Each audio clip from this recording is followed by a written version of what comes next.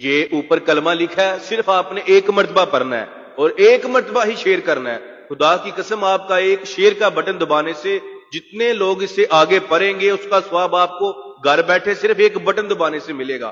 آپ نے شیئر بھی لازمی کرنا ہے اور کمیٹی میں وہ دل شیل پھول شول سارے بھیجنے ہیں کلمے کے لیے، مجھے نہیں. بس کر دو بھائی. اوے کاکا کیا تھی گے کنجی سا کو چاس ہی کریے جیرے کام بس میں سدے وہی کو میں کو دساؤ میں تو ڈانا سے دیکھن نہیں آیا کھڑا بے کام بھی کرنے. تیری ودیا صحت ہری چنگا بھلا پروگرام چلدا پیا رکواڑی دی. بی بی یہ کون ہے؟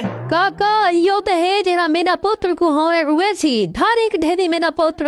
او بی بی اے کام تو چھوٹے لا چا کرے ہاں بال دو وجہ سارا ہے روسی. بی بی ہے کون؟ اما ہے کون؟ میرا پوتر ہے او بندہ جڑا اکسی او جہاز میں نہ پئی تایا والا دیکھ لینا جہاز ہو سی نہ کہ جب تے جا بھاری ہو تے میرا پوتر تے کو سنا دلے نہیں پئی اج تیرا پیو جیندا ہوے ہاں اج دینا دیکھا پویا ہوں ویلا دیکھنا پویا تو 5 سال پہلے.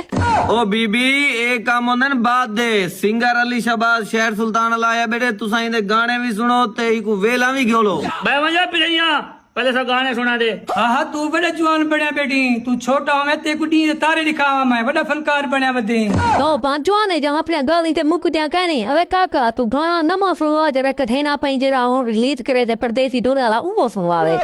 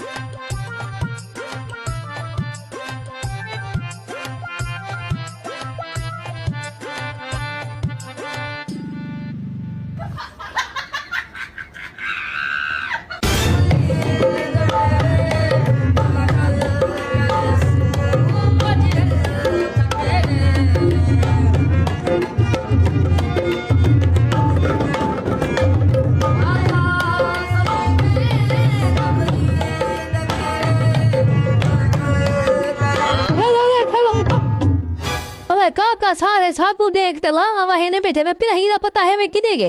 ارے بی بی او تے نکل گئے سویر دا گھر. وہ پالا تو چھولے بھی جانا بنا تو سب کو جا کے مت کام.